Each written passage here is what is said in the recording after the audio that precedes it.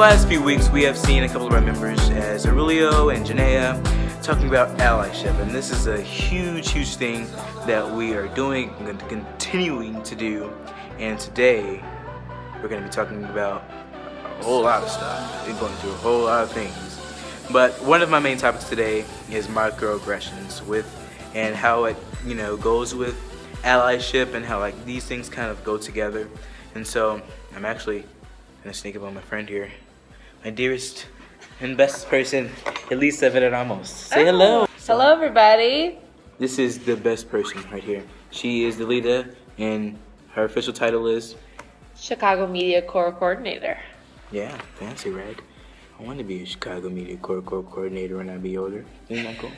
So today we're gonna be talking a lot of things, but first, tell me a little about yourself, Miss Alyssa Ramos. Cool. So I am a teaching artist, which basically means that I teach young people all over the city in lots of different organizations, and one of them is Scenarios USA. I'm also a theater artist. I'm a director, and something that's been cool, I think, in the last year of Media Corps, since we've been building this program together, is that we've been talking a lot about microaggressions and allyship and advocacy, but through practicing the action of actually standing up for each other and interrupting negative messages through some theater games, and actually building community through games and through theater as well, which is something I love.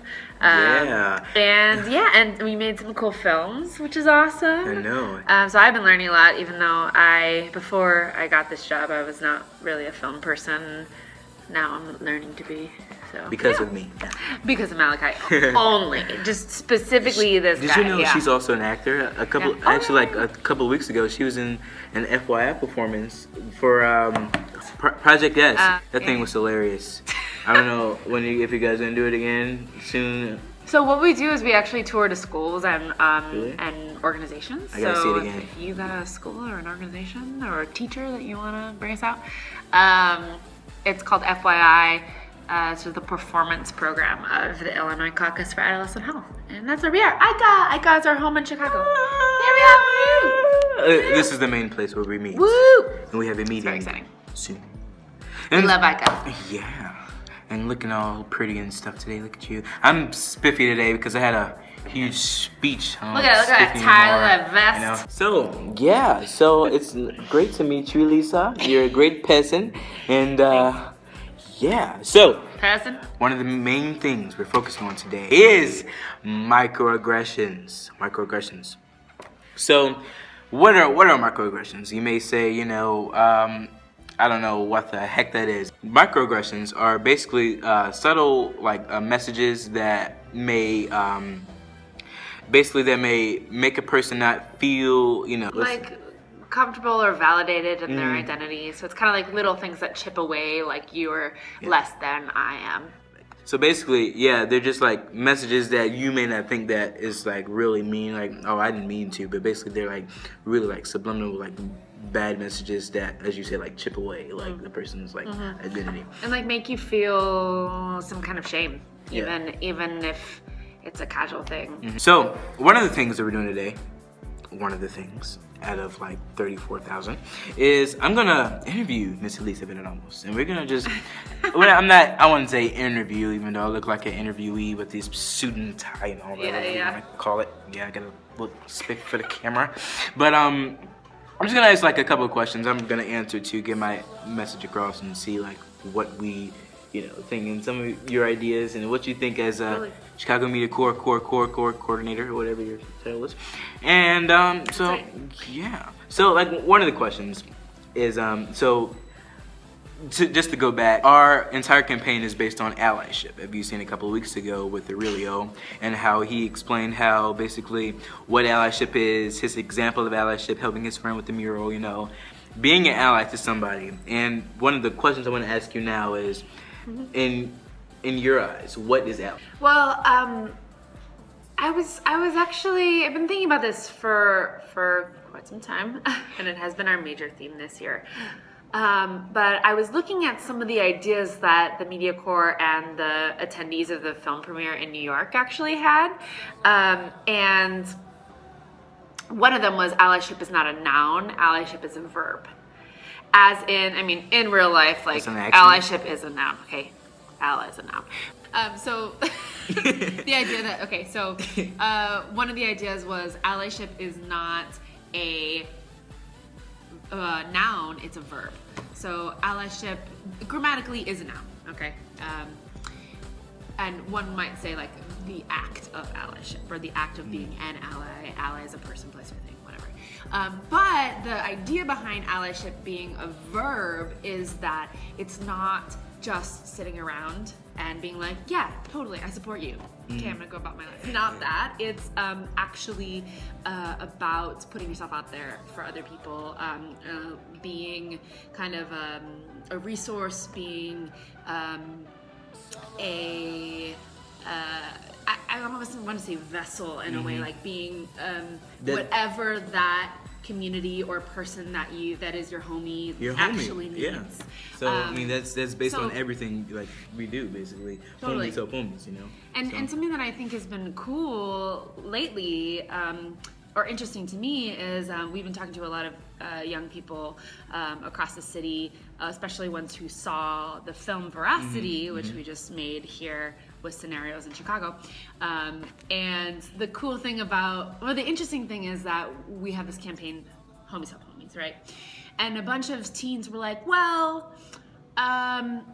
if Olivia or if Imani was my friend, I would put myself out there for them. For me, true allyship to other human beings in the world is putting yourself out there as a resource and as a support to people who are not necessarily your best friend. I think that allyship is really based on helping your homie, basically, like in shorter sense, you know, being there as you related to Imani and Olivia in Veracity, you know, how they were basically, you know, they wanted to be there for each other at the end. Like the last scene was them hugging and like, I'm here for you. That's that allyship. Yeah. That's allyship right there, you know. Definitely. And I think that's like where love basically comes, like where it comes from. Great. So another question is, what do you think about microaggressions that are inflicted onto people? Like, as we discussed what microaggressions are, what do you think about microaggressions in general? I think they happen more often than they should, and I think that people often don't think that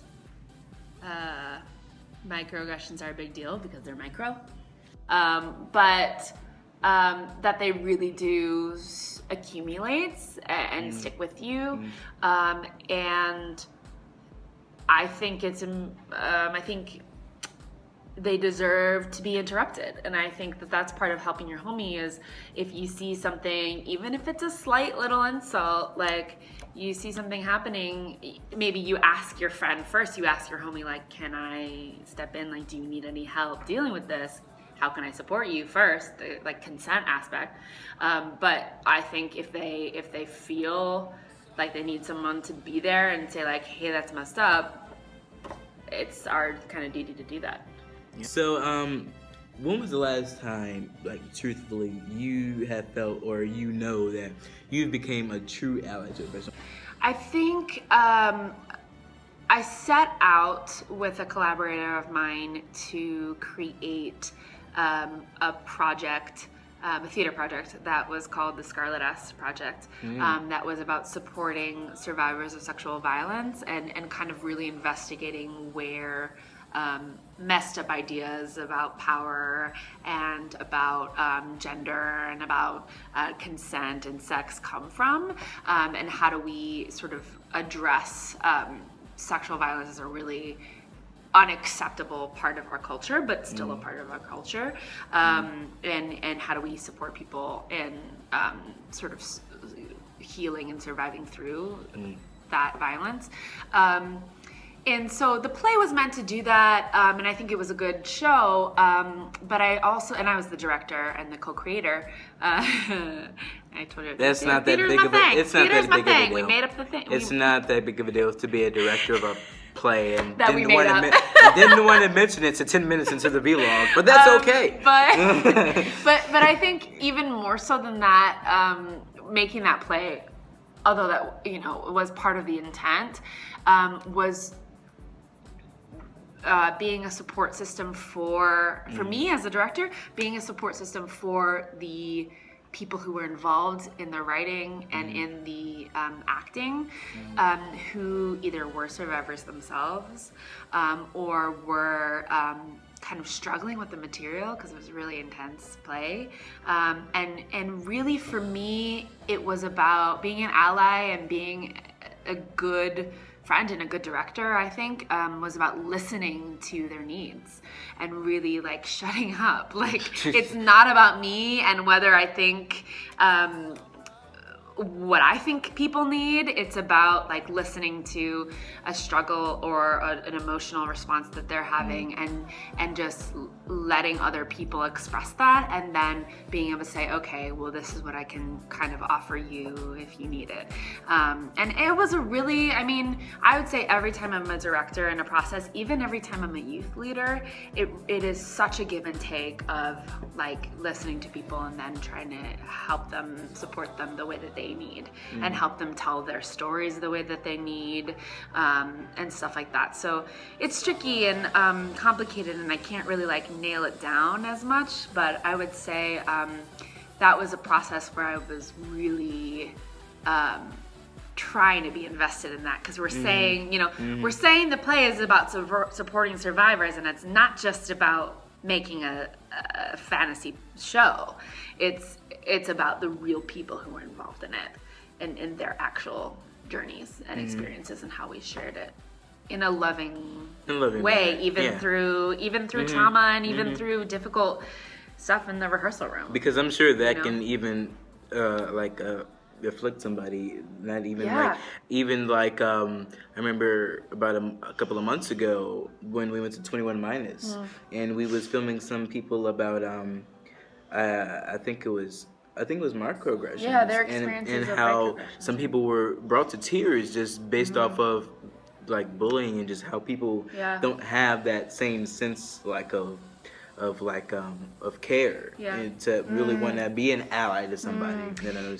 Yeah, and I wonder what you think about this, because as both of us are artists, in our different mediums, and thinking about how helping someone to tell their story or even giving someone the spotlight of the camera, right, or of the stage. What's the relationship, or like what's the responsibility there when someone is crying in front of the camera? Like, is it our story to share? Like, is that a good thing? Is there something that needs to happen after we film that person? Like, what are your thoughts about that? So to go back, when we was at 21 Minus and I was filming this one nice young lady, and she was brought to tears based off of and I was filming her, and it was just, as being a as you said, an artist in this media industry, it's all about telling a story, and it's all about relaying like from the start, to the finish, and trying to basically make, hopefully, like you viewers feel differently about like what you have learned and experienced, and so you can relate it to your real life situation. And so in this particular instance, when this lady, when she was brought to tears, I'm like, what'd you do?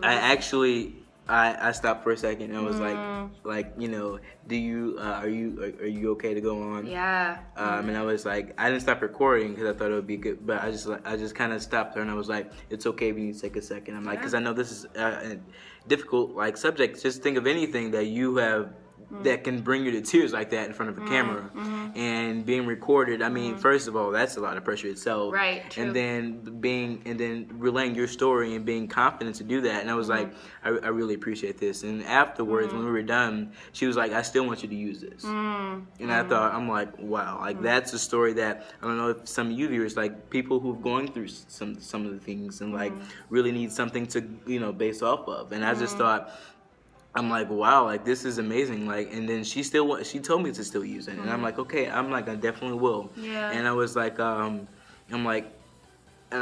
you like motivated me. Like, basically, it's like it was really a hard, difficult moment, even being behind the camera and not in front of the camera. It was a really hard moment. But I mean, that's so interesting to me because I'm thinking about just. First of all, you know, you're a filmmaker, I'm a theater artist, like we want people to, audiences and viewers to connect to the story, right? And to empathize and then to be changed. But then thinking about when it's a personal story or when it's a hard thing like that's the hardest. Woman was saying. So thinking about your given family, your parents, your siblings, the people who live at your home usually, and also thinking about your chosen family, people that you love, your teachers, your friends, your colleagues who are like closer to you than friends. Yeah, we were just talking about it a couple of days ago based off and I was like, oh, I love our scenario's family, and he was like, it's your chosen family. And I'm like, wait, what is that? And she's like, basically like the family that not your like biological family, like the family that's like outside of your family, you know. And they know you in a different way, and maybe they can provide a kind of support that your given family can't, and vice versa. Yeah, so we thank you guys, you know, for just hanging out with us. It's been a long run, but hopefully we got some different topics, you know, what you guys have been asking about allyship and microaggressions and everything. But you know, I almost got a British accent. You heard that? You know. Jolly good fun. We hope you had. You know, I was like, what else can I say? I don't really know. But we thank you guys for watching our video, you know, hanging out with me and Lisa Ramos.